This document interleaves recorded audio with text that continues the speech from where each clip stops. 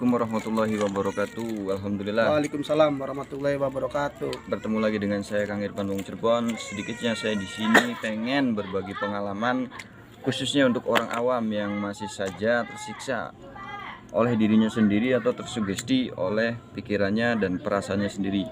Tersiksanya kenapa? Selalu merasa takut yang berlebihan sehingga menyebabkan tersiksa, selalu tersiksa.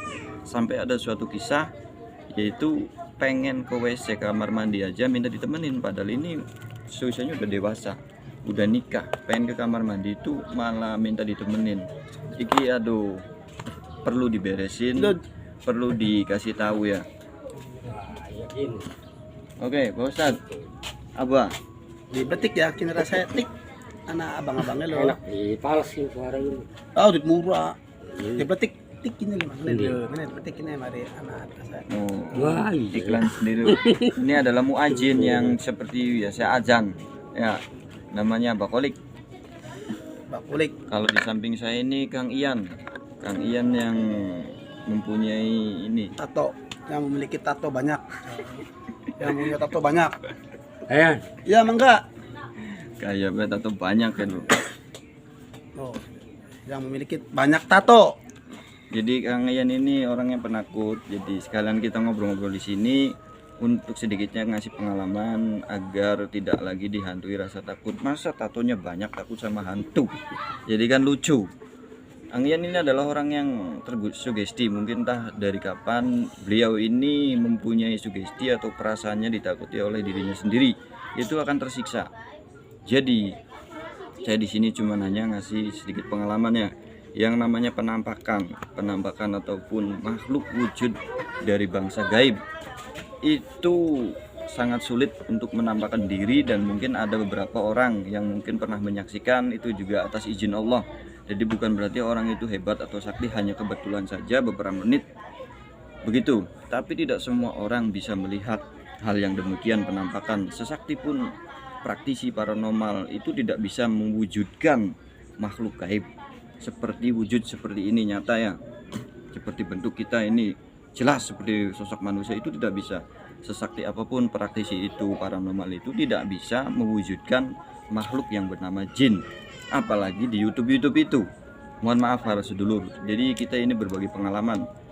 Jadi yang namanya penampakan hantu Hindu begini itu hanyalah sebuah sugesti oleh oknum-oknum yang tidak bertanggung jawab. Contohnya ketika orang itu mempunyai kelebihan dan secara refleks mungkin mengasih tahu terhadap yang awam atau orang ini istilahnya penakut, dikasih tahu tentang perihal atau sesuatu sosok tersebut, dan oknum ini mereka pun melihatnya dengan mata dohir mata ini ya, mata batin, bukan dengan mata dohir seperti ini. Kemudian berbicara dan ngomong di sini ada kuntilanak, ada pocong, gondoruo. Ya pastinya yang awam ini, yang penakut ini akan semakin tersugesti dan menyiksa diri. Jadi saya istilahnya untuk orang-orang yang mempunyai kelebihan ataupun yang mempunyai dikasih sedikit kelebihan oleh Gusti Allah, ya bareng-bareng menjaga kelebihan itu. Jadi kalau memang kita tahu, kita bisa merasakan hadirnya sosok makhluk gaib, kita simpan saja, kita diam saja, jangan mensugesti seseorang atau jangan mengasih tahu orang yang awam, karena kapasitas keilmuannya mungkin beda, atau ini rasa takutnya, mentalnya, atau ya keberaniannya ini terhadap sosok makhluk gaib itu beda. Jadi jangan disamakan. Kang Ian adalah orangnya penakut terhadap makhluk gaib. Jangan ceritakan tentang gaib. Beliaunya ini siapapun, dimanapun Anda Anda berada juga. Jadi ketika memang mempunyai kelebihan atau indigo kalau memang kita melihat sosok ataupun penampakan itu, jangan jelaskan atau jangan beritahu, simpan saja, cukup kita yang tahu bahwa di situ ada penampakan begini. Jangan dikasih tahu ke orang-orang yang awam, apalagi orangnya penakut.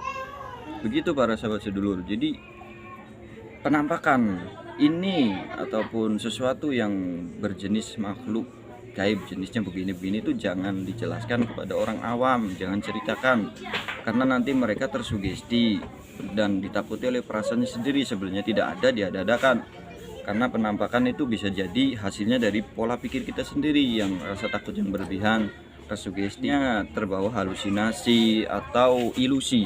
Ilusi adalah sebuah benda padat yang ketika kita melihat suatu pohon ataupun tempat yang angker, ketika itu kita berilustrasi atau kita memikirkan hal yang apa yang kita takuti hingga terbentuklah ilustrasi tersebut. Misalnya kita takut sama pocong, ilustrasi kita itu terbentuk menjadi pocong.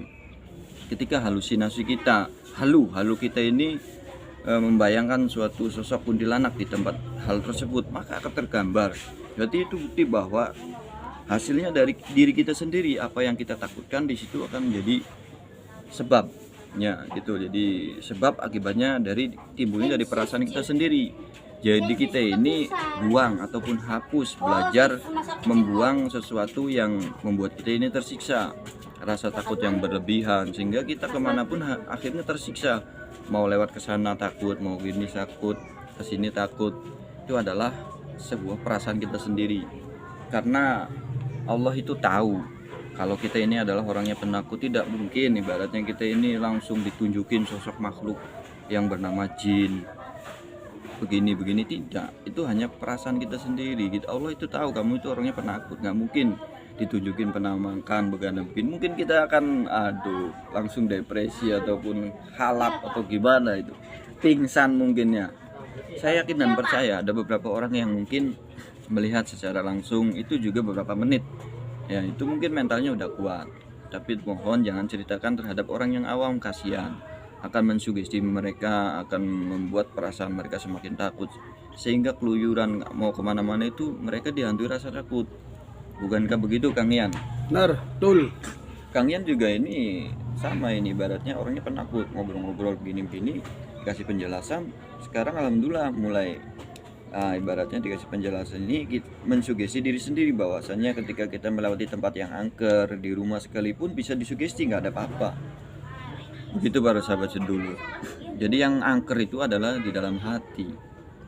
Wujudnya itu adalah dalam tingkah laku perbuatan. Ketika kita kotor hatinya, angker hatinya, maka tingkah laku kita akan mencerminkan yang kotor juga. Mungkin wallahu a'lam bishawab.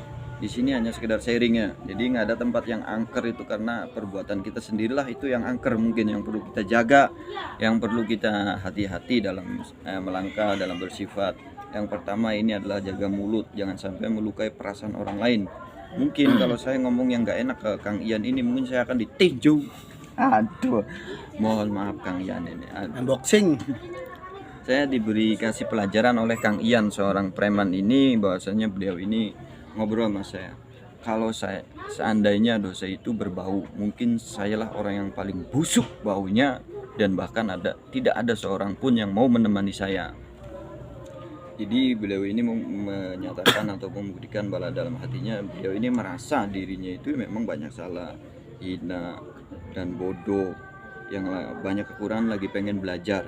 Makanya di sini dengan Kang Irfan Bung Cirebon, saya ini ya lagi pengen belajar aja sedikit-sedikit, saling kasih saling memberikan pengetahuan ataupun pengalaman. Saya pun berguru pada beliau pun berguru sama saya. Jadi saling berbagi pengalaman, tidak ada yang dinomorsatukan atau orang yang paling suci, paling benar, paling pintar. Jadi semua di sini adalah orang bodoh, orang yang mempunyai banyak kekurangan dan kekhilafan. Jadi bila mana kita ini mempunyai salah, khilaf, tolong tegur saya, karena tidak selamanya kita mulus ataupun benar. Pasti ada khilaf, ada nafsu, ada perjalanan yang mungkin membuat kita ini terpeleset. Jadi tugas kita di sini saling mengingatkan, bukan saling menjatuhkan, bukan saling menghina, saling mengejek, saling menghancurkan, bukan di situ ya. Jadi kita di sini itu mengajak, bukan saling mengejek, gitu ya, mengajak bukan mengejek. Jangan saling memfitnah, jangan saling prasangka yang buruk, positif. Jadi belajarnya positif.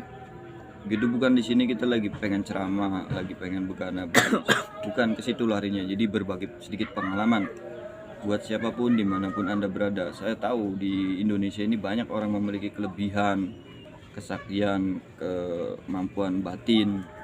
Tapi tolong, ketika memang kita mempunyai kemampuan tersebut, Allah titipkan, Allah anugerahkan kepada kita, kita menjumpai sosok makhluk tersebut, Otomatis kalau orang mempunyai kebatinan ataupun dugo itu mereka pasti identik dengan bisa merasakan kehadiran sosok makhluk gaib. Tapi tolong jangan ceritakan terhadap orang-orang yang awam. Jangan kasih tahu, kasihan. Cukup kita saja kecuali mereka bertanya. Begitu. Jangan yang nggak mau ini kita kasih tahu, kasihan mereka tersugesti sehingga mereka tersiksa oleh dirinya sendiri. Yang pertama tadi tuh ilusi dan halusinasi. Padahal di situ nggak ada apa-apa, cuman karena perasaan kita takut terwujudlah oleh bentuk ilustrasi tersebut halusinasi. Intinya kita ini jangan mempunyai rasa takut yang berlebihan terhadap sesuatu yang belum kita jumpai. Apalagi di YouTube itu ada penampakan diwujudkan, itu adalah sebuah dunia entertain. Namanya entertainnya bagaimana sih, dibuat-buat agar sekiranya kita ini bisa terhibur, bisa terus mengikuti tontonan tayangan tersebut, penampakan dan lainnya, sehingga dibuat-buatlah itu. Begitu para sahabat sedulur, bukan itu bisa mewujudkan makhluk gaib ya para sahabat sedulur. Jadi sehebat apapun praktisi paranormal itu tidak akan mampu, kesempatannya itu hanya sedikit sekali untuk mewujudkan makhluk gaib. Paling juga bisa memanggil tapi tidak bisa mewujudkan. Cara mata dohir ini ya tidak bisa. Paling juga kita memakai mata ini, mata kebatinan, rasa. Dan mungkin sudah berdurasi hampir 12 menit ini, kurang lebihnya mohon maaf dari saya Kang Irfan Wong Cirebon. Hanya sekedar dongeng-dongeng, cerita sedikit pengalaman. Jangan terlalu takut berlebihan ataupun kalau kita memang mempunyai kelebihan jangan ceritakan terhadap orang yang awam, kasihan. Oke Kang Ian, ada sepatah kata buat Nah, cukup untuk dimengerti. Oh cukup. Ya udah, ini udah 12 menit, kurang lebihnya mohon maaf. Dari saya Kang Irfan, Kang Irfan Wong Cirebon dan Kang Ian juga Wong Cirebon. Salam seduluran selawase. Dengan dibayane. Assalamualaikum warahmatullahi wabarakatuh. Waalaikumsalam warahmatullahi wabarakatuh.